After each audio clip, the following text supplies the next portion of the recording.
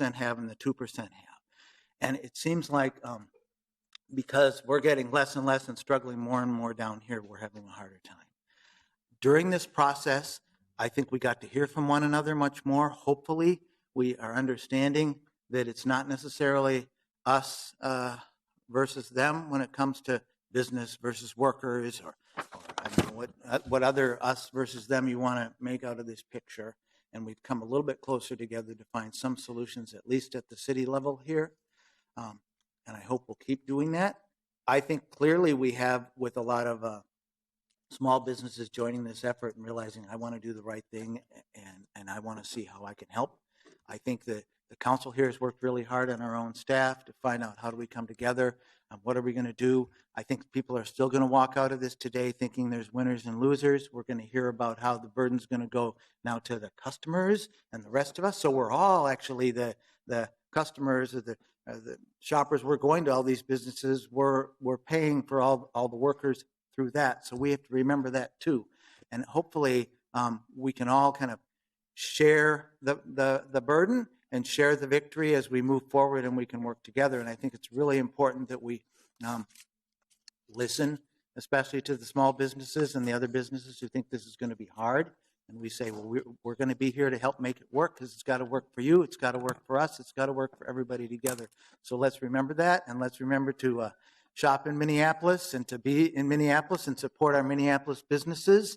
And, you know, when St. Paul moves forward on it too, maybe we can go over there and do a little shopping and help them out too. But let's try to do that. And let's try to look at what the next struggles are and remember in the big picture of things. We need an economic system that's just for everybody and works for everybody. And we can lead in this way as a little city here, but let's keep pushing and keep fighting for those next steps. I think it's fully appropriate that we talk about what are we going to do about the minimum wage up here too, and I appreciate that that's come up already. I know a lot of people are working on that, and there'll hopefully be some kind of ballot initiative this year, but that's another small piece of it. I don't have the big solution, but let's keep looking for that and pushing for that too. Thanks. Councilmember Warsame. Thank you, Council President. I think everybody's, I just want to echo what everybody said, and I don't want to repeat what my council colleagues have said, but I think this ordinance is an important ordinance. I think we have listened to both sides. We've listened to small businesses, we've listened to the large businesses, we've listened to the unions, we've listened to the individuals that came here to testify about how difficult it is for them to work in the city of Minneapolis. And I think that's the most important thing. The businesses, the large businesses will survive, but what we want to do is empower the individuals. We want to empower the people that live in our city, the people who vote for us, the people who we took an oath to defend and to support. And I think this ordinance goes a long way to do that. And I'm not one of those council members who as you know, speaks a lot publicly. But I will speak on this to say that I'm very proud of this and I'm very proud of my colleagues. And there are times when me and Lisa Bender had arguments and long discussions on this. And with times when we had differences with Councilmember Fry and other council members. But I think we came to the right conclusion, which is to defend the people of Minneapolis. And I'm proud of that. And I'll thank everybody for this unanimous support. Thank you. Councilmember Wright. Thank you, Madam President. So much has been said, and I just wish to highlight two things that have been touched upon that I think are quite significant and create some context for what we've accomplished. I think Councilmember Glidden mentioned this notion that things get done at the city level where there's gridlock at higher levels. I think that's quite evident here. If you think of what we've done in the last few council meetings, that's evident in so many things that touch our lives very directly. We passed a significant amount of monies that go to our public sphere with our park and rec friends. I mean, that's a big deal. I mean, I remember in the 90s there was this mantra of the new normal, and I always thought that was a code for privatization and less public and more dollars going to less for the public sphere. And we said, no, we're not going to leave a tradition of having more for every citizen in Minneapolis to have a place to go to a rec center. If you're not part of the country club set, that's a big deal for a family.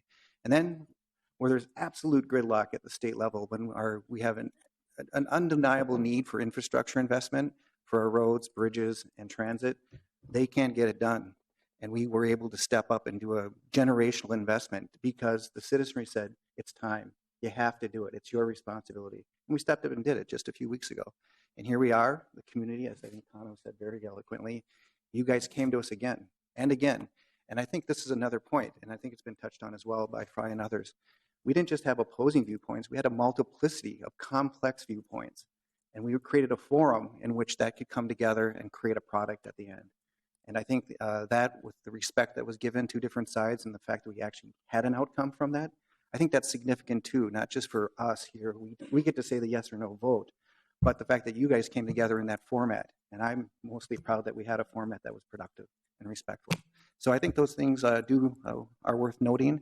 And I think that, if anything else, we can be proud of as well. Thanks. Any further discussion? Oh, excuse me.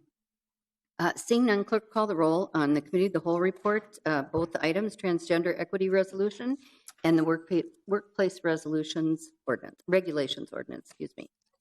Councilmember Palmisano. Aye. Councilmember Gordon. Aye. Councilmember Kano. Aye. Councilmember Reich. Aye. Councilmember Bender. Aye. Council Vice President Glidden. Aye. Councilmember Yang. Aye. Councilmember Johnson. Aye. Councilmember Quincy. Aye. Councilmember Warsame. Aye. Councilmember Goodman. Aye. Councilmember Fry. Aye. Council President Johnson. Aye. There are 13 ayes. Those items are adopted.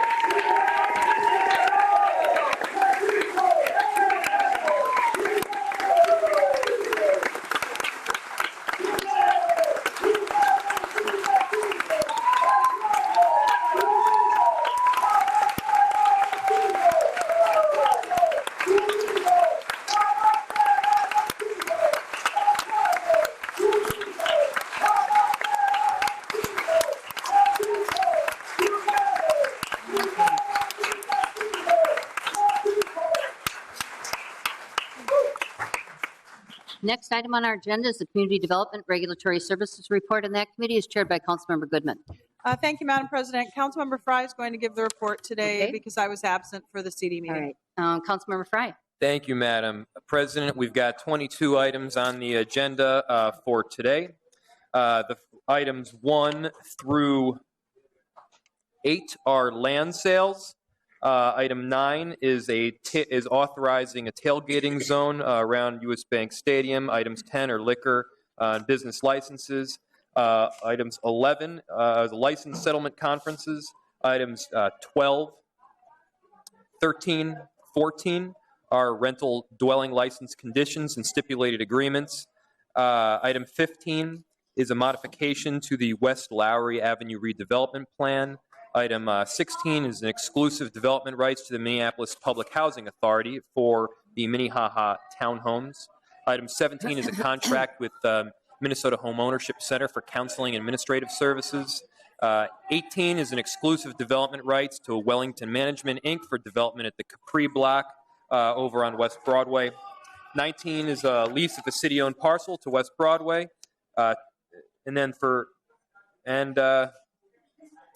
The following items are referred to the Ways and Means Committee, which is a contract amendment with Blue Sky Veterinary Services.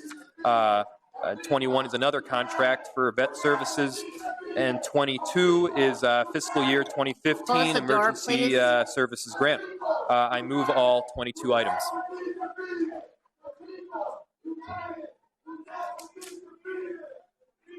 So you're moving all items. I'm sorry, Councilmember Fry, you're moving all items? Thank you. Councilmember Fry has, Was my thing can we even get the door closed, please? Thank you. Councilmember Fry has moved the Community Development Regulatory Services Report in its entirety. Any discussion on any of those items? Councilmember Johnson. Thank you, Madam President. I just wanted to make some comments on item number 16. Okay, why don't you go ahead? This is a fantastic project, and I'm so thankful for the committee for their work, MPHA and staff. It has taken years and years and years with this land, and I just wanted to acknowledge this project, which is going to create 16 townhomes for families transitioning out of homelessness. These are our mostly single mothers of color who don't have a job, who have been shuffling from shelter to shelter, and they will now be across from the park, across from Minnehaha Park, a block or two from the light rail line, close to all of our wonderful schools, including Hiawatha Academy in Keewaydin, and by a big, huge job center, the Veterans Administration, the VA hospital. And I'm just so thankful that we have a community that is supportive of this project, that we have such an ideal site, and that we have partners to do this great work. And I just cannot wait for it to open up. This is very, very needed housing, and I'm so thankful that we have this coming through. Any further discussion on Councilmember Goodman? Thank you, Madam Chair. On the same item, Please close the door. Thank you. I just, first of all, unfortunately, it's only granting exclusive development rights, but it is a major step forward for a number of reasons. First of all, it's going to be the first project to utilize the set aside within the Affordable Housing Trust Fund put forward by the mayor in the previous budget for putting, working to have MPHA units in non-impacted neighborhoods. So this will be creating 16 units in a non-impacted neighborhood of public housing. Faircloth units in this neighborhood. So I am very hopeful that the exclusive development rights will turn into a really successful project. And I do want to note that there's just been a long history of council members objecting to these kinds of things in their ward. And Councilmember Johnson has been the complete opposite of that, has been very supportive of this project that has that is so important to the city as a whole. So while I realize it's not approving the final financing package, I just want to call out Councilmember Johnson for standing up and leading on this issue in his ward, which makes such a big difference in our city in terms of scattered site and scattering MPHA Section 8 units into non-impacted parts of town. Any further discussion on the Community Development Regulatory Services Report? Seeing none, clerk call the roll. Councilmember Palmisano. Aye. Gordon. Aye. Kano. Aye. Reich. Aye. Bender. Aye. Glidden. Aye. Yang. Aye. Johnson. Aye. Quincy. Aye. Warsami. Aye. Goodman. Aye. Fry. Aye. President Johnson. Aye on all items except no on 14. There are 13 ayes on the report except for item 14, which has 12 ayes, 1 nay. Thank you. Those items are adopted. Next, we have the Health, Environment, and Community Engagement Report, and that committee is chaired by Councilmember Gordon. Thank you, Madam President. The Health, Environment, and Community Engagement Committee is bringing forward 9 items for approval or for consideration. The first is passage of the ordinance amending our emergency shelters ordinance relating to health and sanitation. This would be adding provisions providing for the licensure and regulation of emergency shelters. The second is adopting the Blueprint for Equitable Engagement Plan. That's a 5-year plan to ensure an innovative and equitable engagement system for Minneapolis, and also an associated staff direction with that regarding implementation. Third item is authorizing a 5-year academic, institutional, and program affiliation agreement with the University of Minnesota School of Nursing to provide clinical experience for nursing students here at the city. And the second is a similar, authorizing a 5-year memorandum of agreement with Monona State University College of Nursing and Health Services. Fifth item is a contract amendment with Wetland Habitat Restorations for the Greenway project in Northside Greenway. The sixth item is accepting a grant from Blue Cross Blue Shield of Minnesota for $225,000 to support ongoing planning and community engagement for North Minneapolis Greenway. Seventh item is accepting a grant from the Energy Foundation for $30,000 for energy benchmarking services over the next 9 months. The eighth item is authorizing submittal of a grant application to the Center for Disease Control and Prevention for up to $412,000 annually for 5 years for implementing prevention strategies for intimate partner violence among adolescents. And the last item is submitting another grant to the Federal Department of Justice for up to $500,000 over 2 years for us to continue our work on youth violence prevention. I will move all 9 items. Councilmember Gordon has moved all items in the Health and Community Engagement Report. Any discussion on any of those items? Seeing none, clerk call the roll. Councilmember Palmisano. Aye. Gordon. Aye. Kano. Aye. Reich. Aye. Bender. Aye. Glidden. Aye. Yang. Aye. Johnson. Aye. Quincy. Aye. Warsami. Aye. Goodman. Aye. Fry. Aye. President Johnson. Aye. There are 13 ayes. Those items are adopted. Next, we have the Public Safety, Civil Rights, and Emergency Management Report. That committee is chaired by Councilmember Yang. Thank you, Madam President.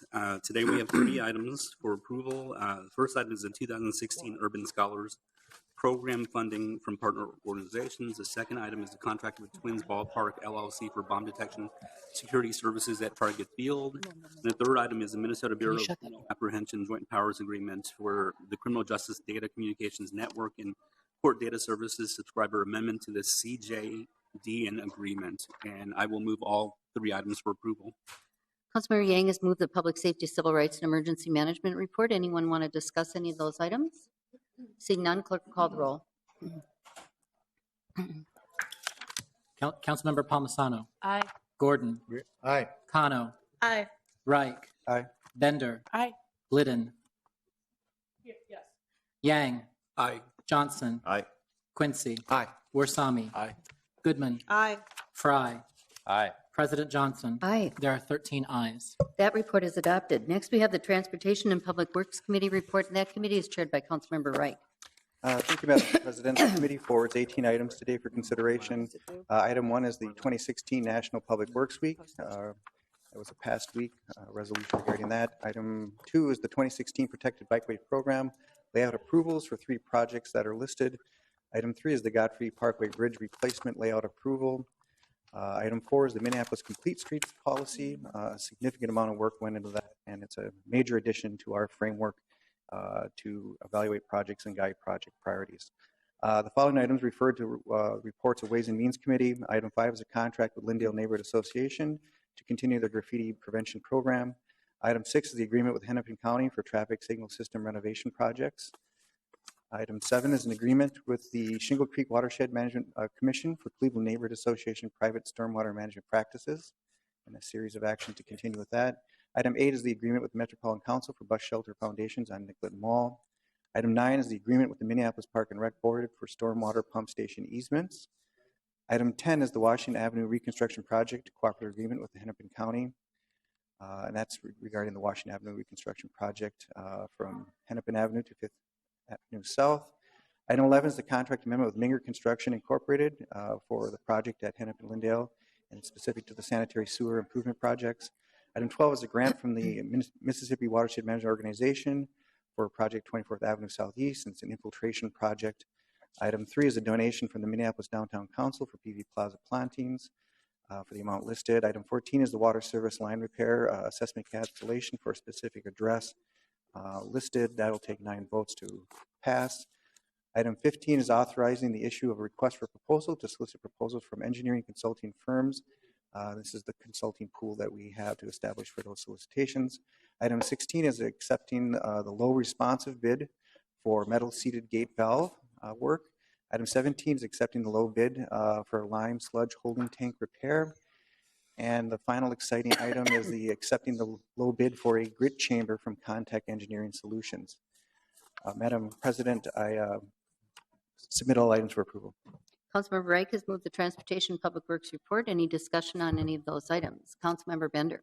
Thank you, Madam President. I'd like to comment on item number 4. Okay, why don't you go ahead? Thank you, Madam President. This is an exciting moment for transportation in Minneapolis as we adopt our Complete Streets policy.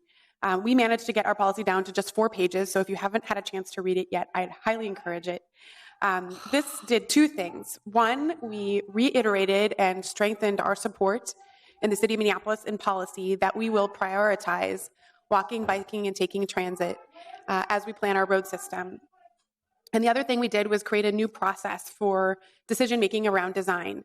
And so as we look at the context of each street and all of the different needs that we're meeting within our public right-of-way, this gives us a chance to better engage with the community to make sure that we're looking at innovative ways of measuring safety and accessibility for all users.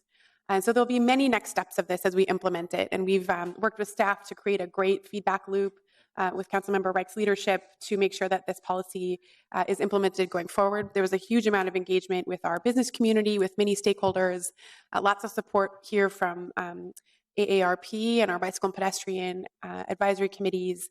Again, lots of engagement with the downtown council even over the last couple of weeks. And so I'm really excited about this a little bit wonky but significant step for transportation in Minneapolis. Councilmember Gordon? Thank you. As exciting as that grit chamber item is, I was also going to talk about the complete streets thing. And I thought the water valve was maybe. Go ahead. well, and Councilmember Bender covered a lot of it. I just really appreciate the work of the group. I think it was significant. I did want to call out Nathan Koster, who ran the process for us, and also Matthew Drydahl and Jenny Hager, who worked on it as well, and also Councilmember Warsame and Reich, who served with me and Councilmember Bender on the kind of the steer group of this. It's a really concise document, but I think it's packed with a lot of guidance for the future, and it's really going to help us improve the way we develop our streets and look at our whole transportation network in the city. And I think it's a significant step in the right direction. We did also have a lot of help from activists, our Bicycle Advisory Committee, and others. And actually, I should mention that Peter Reginius from the mayor's office was also very involved in it. So look forward to seeing this implemented. Councilmember Cano? Thank you, Madam President. I'm really excited to support this adoption today, the adoption of the Complete Streets Plan for the city. I am an environmentalist at heart, so I really see all of these initiatives to help people to bike and walk more connected extremely to the issues of environmental justice of our city, especially as more people want to live in Minneapolis. We're not in the day and age where people are exiting the city or having an exodus of the urban core. We're seeing that it's actually more popular to live in Minneapolis. And so with that, I just want to briefly state that as we invest in making Minneapolis more walkable, more bikeable, we really do need to keep a strong eye on the issue of gentrification and displacement. As these initiatives move forward, I want to be able to work with my council colleagues to really figure out how are we going to ensure that the communities who have lived here for a long time, whether they're low-income communities or immigrant communities or the indigenous community that has invested in areas of the city when the city didn't want to invest in those areas, really get to stay here and reap the benefits of this renewed investment in city making. So I just want to say that I'm very proud to be supporting this today, and also want to keep working really hard to figure out how do we protect access and affordability and inclusion for the communities of color who should also be able to share in on this renewed investment. Councilmember Reich? Thank you, Madam President. I believe a lot of the comments have captured the significance of the work and the good things that have gone out to those who did it. Another shout out, though, should go to the staff person, Nathan. He just did an incredible job. The product is a great example of a powerful document, a guiding document, a strong compass for complex issues. But it's not just its concision, the research that went into it. I don't think any rock was left unturned in terms of what information could help inform our work to come up with this document. And it was thorough, professional, and incredibly insightful, actually. And so I just want to give a particular call out to that. And yeah, I think it's been mentioned that, you know, we already had an Access Minneapolis plan. And so a lot of communities, usually they start with a complete streets and then they try to flesh out how they're going to go about it. I'm kind of proud that we're the city that decided to have a document that said this is how we're going to go about it for 10 years. And then things got complex and we wanted to advance our initiatives and our aspirations even further. We knew we needed this guiding tool for that. And so here we are, ready to go with this incredible tool. Councilmember Warsame? Thank you, Madam President. I would just like to echo what my colleagues have said.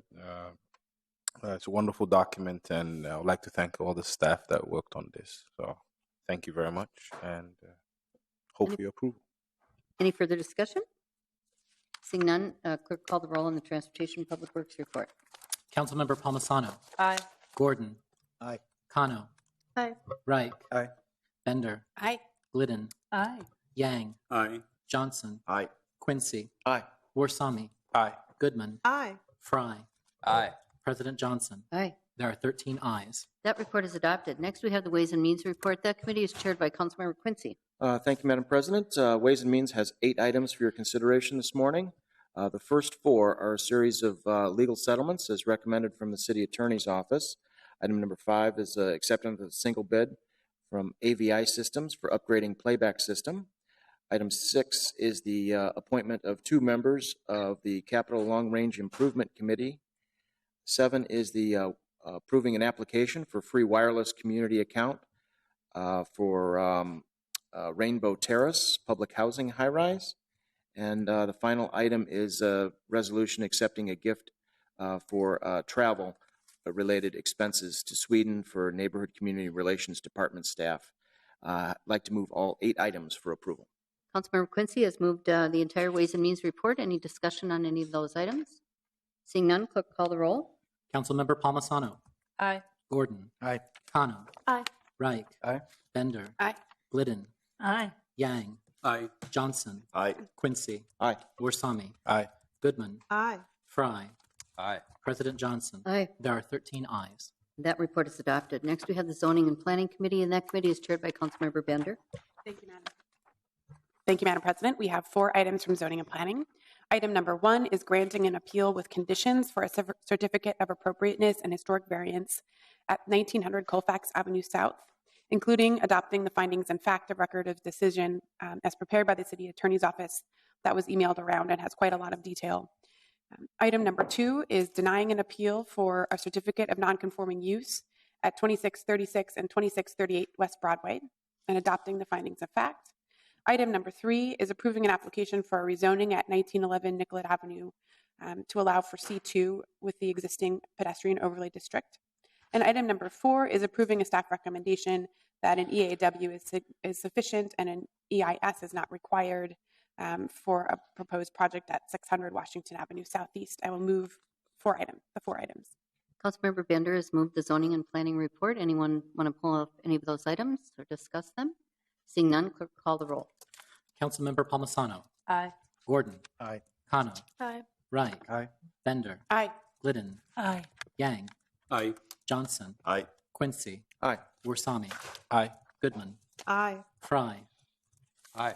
President Johnson. Aye. There are 13 ayes. That report is adopted. Next, we have the reports of the special committees, and the first is the Audit Committee, chaired by Councilmember Palmisano. Thank you, Madam President. We have 3 reports to send forward from the Audit Committee that met this week. The first is the Employee Separation Internal Audit Report, and after the resolutions, I'll be bringing a motion forward to establish a work group in regards to this audit. The second is from NCR. It's the NCR audit that will be discussed in a future HECE meeting. And the third is the Transportation Management Organization Internal Audit Report.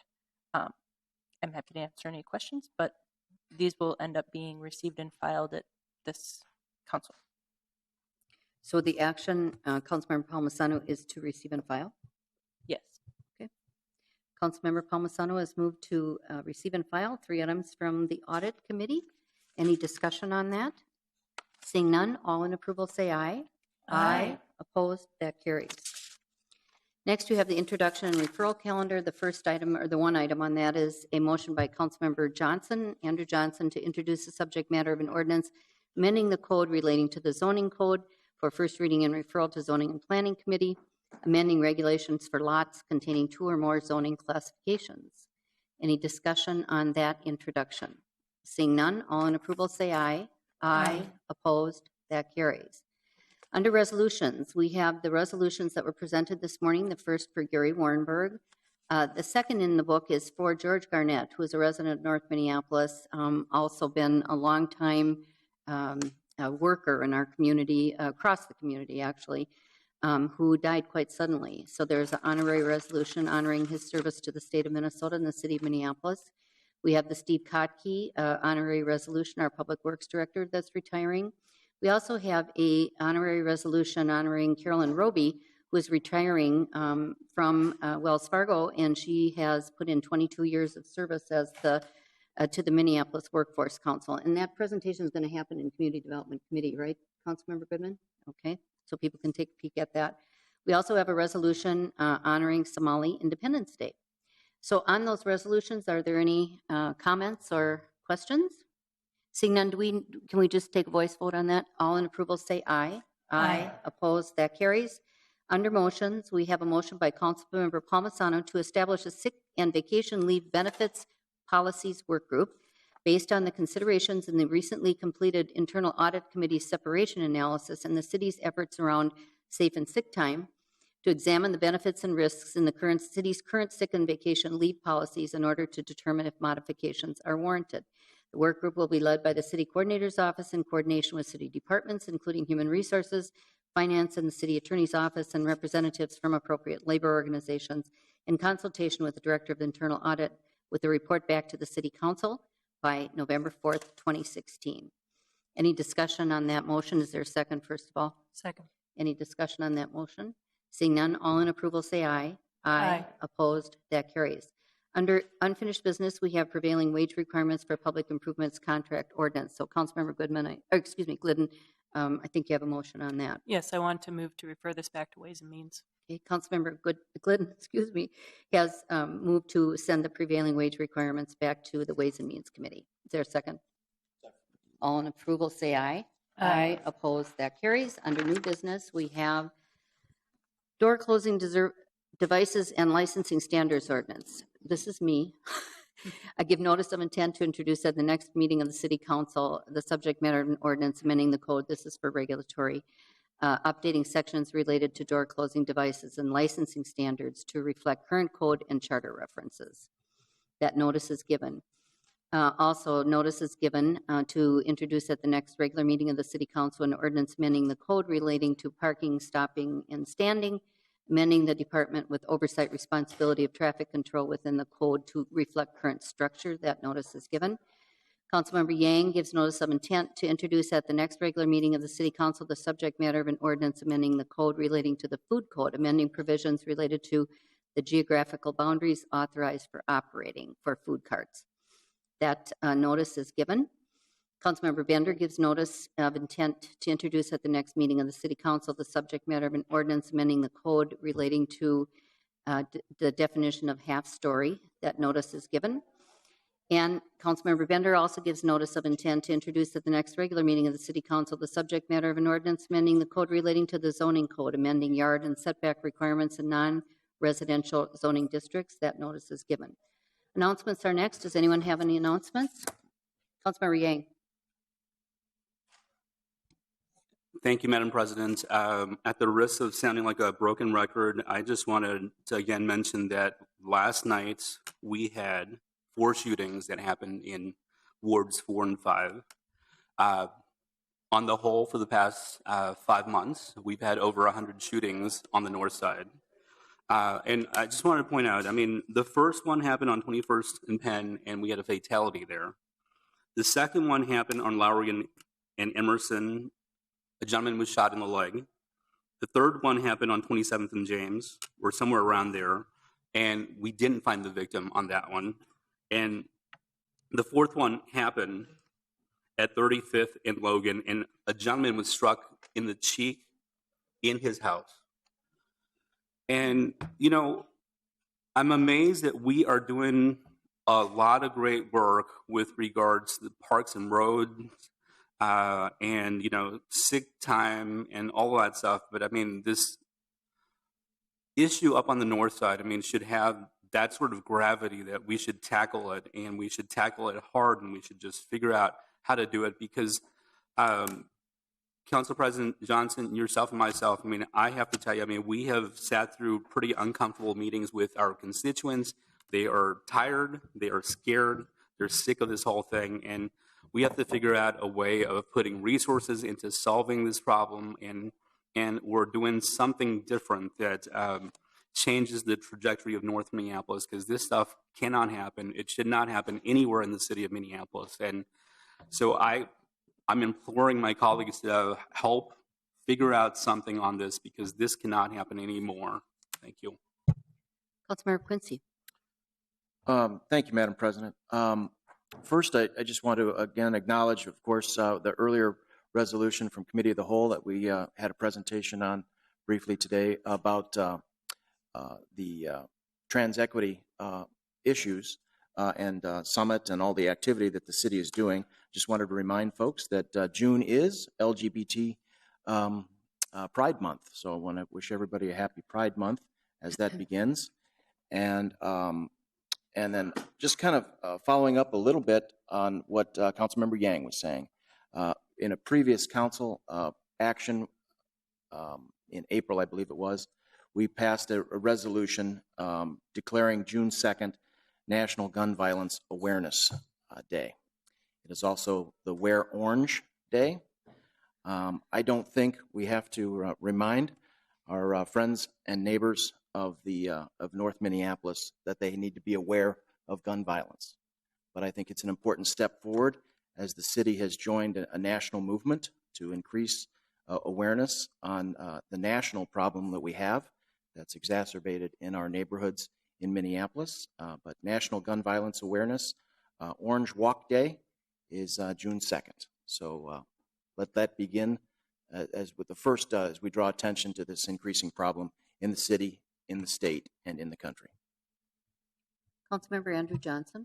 Thank you, Madam President. I just wanted to thank Councilmember Yang for his statements on the situation with gun violence in North, and for his work and for your work, Madam President, on this. It's a situation that is intolerable, and it affects all of our wards. So absolutely, when North is hurting, Ward 12 is hurting, and the violence is not just confined to the boundaries of one part of our city, and it affects all of our residents. And anything I can do, please let me know. I'm here to help, and I agree that we need to put more resources into solving this issue in North Minneapolis and across our city. This violence is intolerable.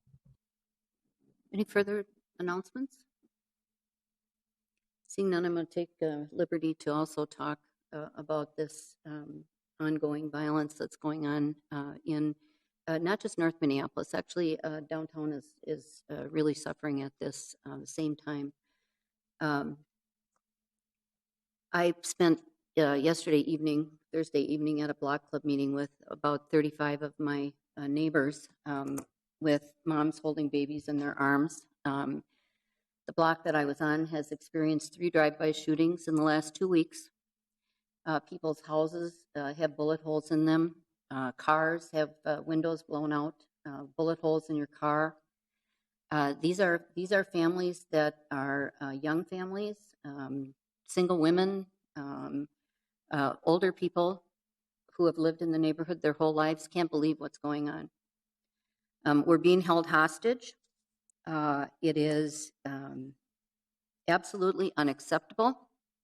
We've got groups of younger people that are out of control. It was only a matter of time before innocent victim was shot. People have been shot, innocent victims have been shot.